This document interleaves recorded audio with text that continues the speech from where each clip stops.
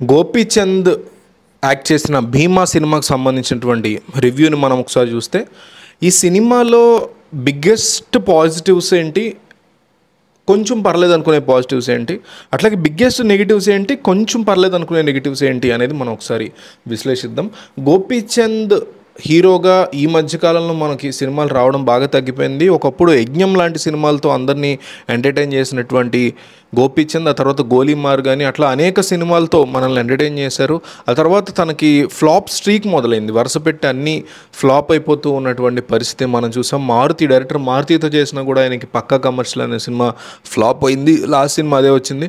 ఇప్పుడు వచ్చినటువంటి భీమా ఫస్ట్ నుంచి కూడా ట్రైలర్ కానీ యాక్షన్ బ్యాక్డ్రాప్లో రాబోతోంది సినిమా అనేది చాలా క్లియర్ కట్గా తెలియచేసినటువంటి పరిస్థితి ఉంది. అయితే అవుట్పుట్ ఎట్లా ఉంది ఈ సినిమాది అనేది చూస్తే, యాక్షన్ సీక్వెన్సెస్ మాత్రం ఈ సినిమాకి సంబంధించి చాలా అద్భుతంగా తీశారు. ఫైట్స్ కానీ, యాక్షన్ సీక్వెన్సెస్ కానీ, ఆ ఫైట్కి సంబంధించినటువంటి ఆ సీక్వెన్స్ని తీసుకొచ్చి ఆ సన్నివేశాలు కానీ అవన్నీ చాలా బాగా చేశారు. అట్లాగే గోపీచంద్ ఈ క్యారెక్టర్కి పర్ఫెక్ట్గా సూట్ అయ్యాడు.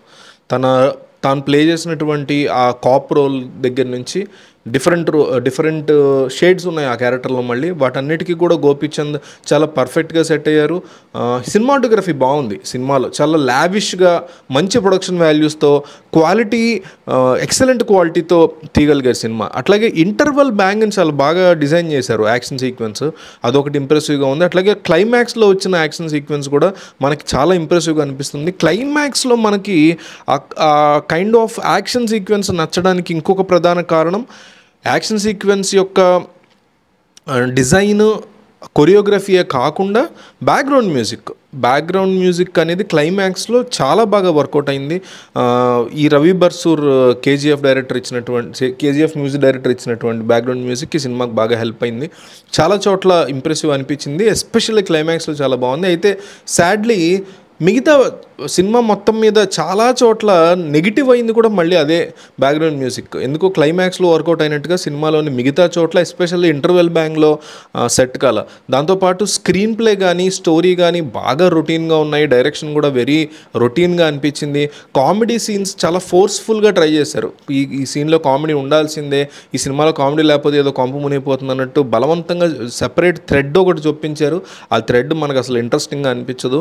అట్లాగే ఈ సినిమాకి సంబంధించి కొన్ని సీన్లు ఆ ఎలివేషన్లు ఇవ్వాలి అనే ఉద్దేశం, లేకపోతే ఆ బిల్డప్ సీక్వెన్స్లు చాలా ఓవర్గా అనిపిస్తాయి. లాజిక్స్ అనేవి ఆబ్వియస్లీ ఎక్కడ లేవు సినిమాలో, బట్ ఉన్న చోట కూడా over kind of elevation, over buildup ఇవ్వడం అనేది మనకు కాస్త చిరాకు తెప్పించేటువంటి అంశం. ఓవరాల్గా చూసుకుంటే భీమా సినిమా మనకి ఎక్కడా కూడా ఆడియన్స్ థియేటర్కి ఎగబడి చూసేలాగా ఏం లేదు. Commercial, out and out commercial. ఈ మధ్యకాలంలో కమర్షియల్ సినిమాలు తెలుగులో తగ్గిపోయాయి. ఆ టైప్ ఆఫ్ ఒక మాస్ మసాలా సినిమా అని చెప్పుకోవచ్చు. ఏదన్నా టైంపాస్కి ఇవాళ రేపు వెళ్ళిన సెలవు కాబట్టి బాగా బోర్ కొడితే చూడడం తప్ప ఎగబడి వెళ్ళిపోయేంత కాంటెంట్ అయితే సినిమాలో లేదు.